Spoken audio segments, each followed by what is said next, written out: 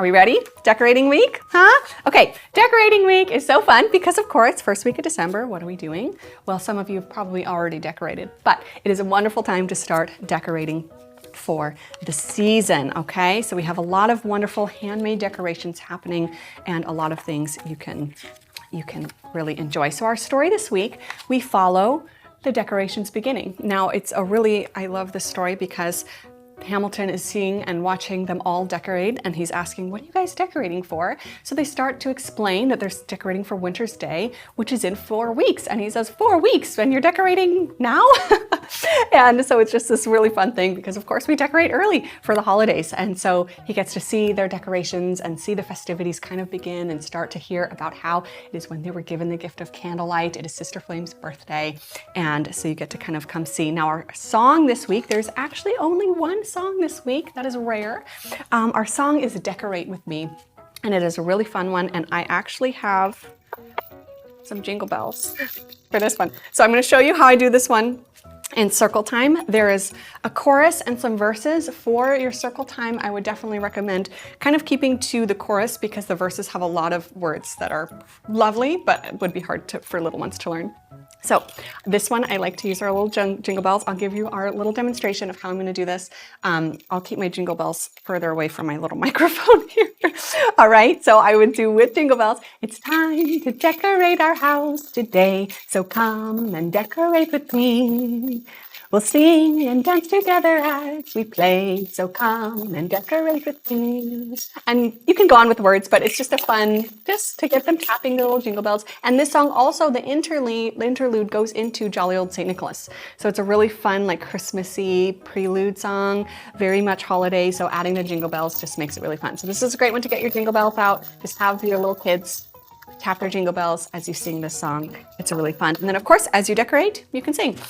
All right, so our first morning activity, we're starting our salt dough candle wreaths.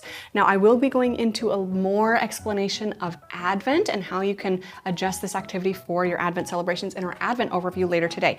But we are making salt dough candle wreaths and you have a few options here. You can either make a traditional Advent wreath with the 4 candles and one in the middle. You can make the Advent tabletop spiral. This is kind of the Waldorf-y version that you may have seen with all the 24 circles going down to the 25th one in the middle. You could even make a menorah. You could make a centerpiece. Really, you're using salt dough to create a candle holder to help honor the season however you wish.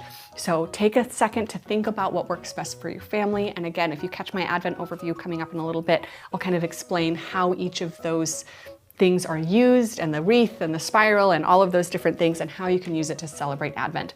A little note that if you are going to be using this for an Advent wreath or an Advent spiral, there's 2 kind of ways to celebrate Advent. One starts on December 1st and one starts the 4th Sunday before Christmas, and that 4th Sunday is actually November 30th. So just keep that in mind if you're wanting to maybe do this activity a little bit earlier, or if you'll just kind of pick up wherever you end up making this. So that does kind of start a little early this year.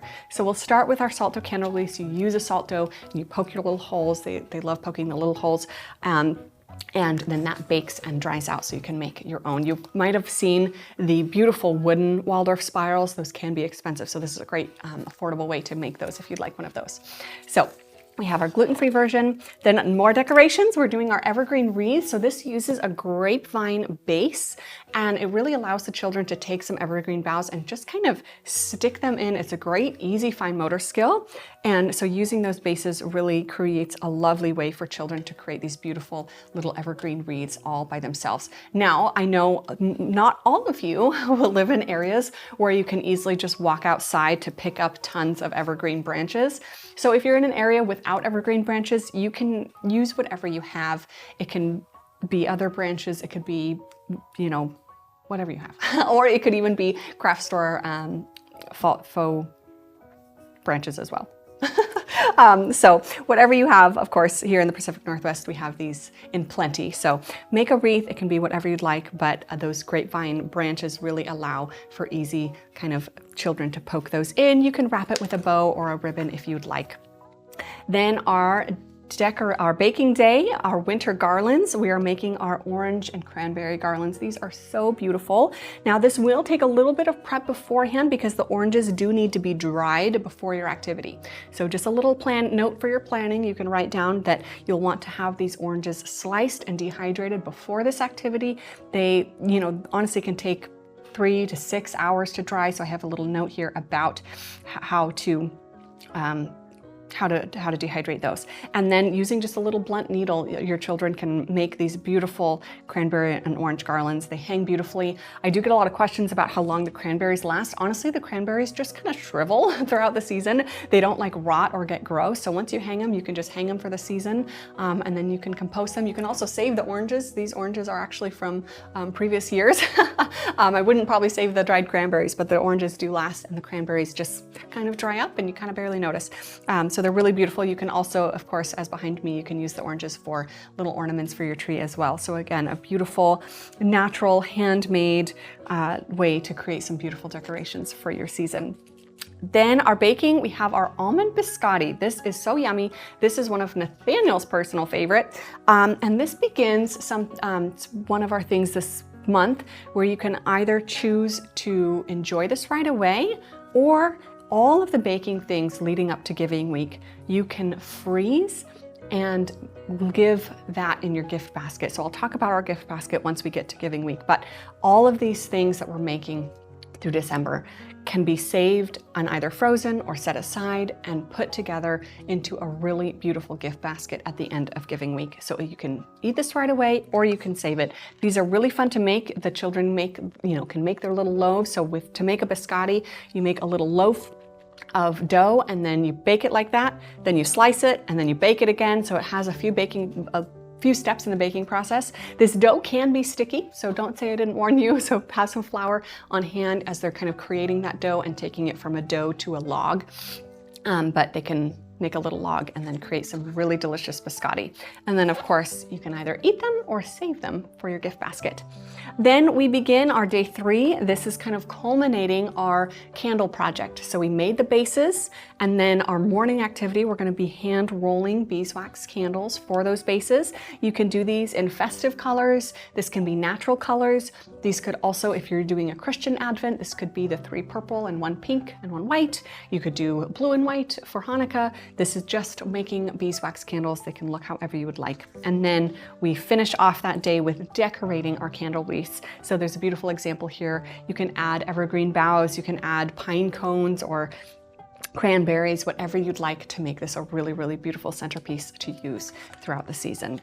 So have fun with this. I love this as just a free exploration, a free decoration project. They always turn out so fun, and it's fun to just let the kids go and give them materials. I love getting the little pine cones, and they just have so much fun creating beautiful, beautiful little things. Is there a video on how to do the candles? Oh, like the candle rolling.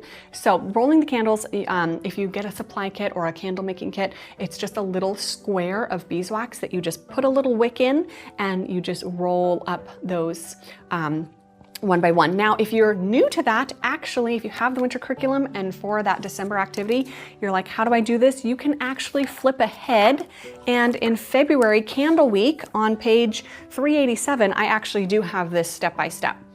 So that is there in the winter curriculum, just hiding in February since we kind of do a whole week of candles. So if you're new to that, in February week 1, you can see that step-by-step that you can use for your December for rolling those candles for your Advent.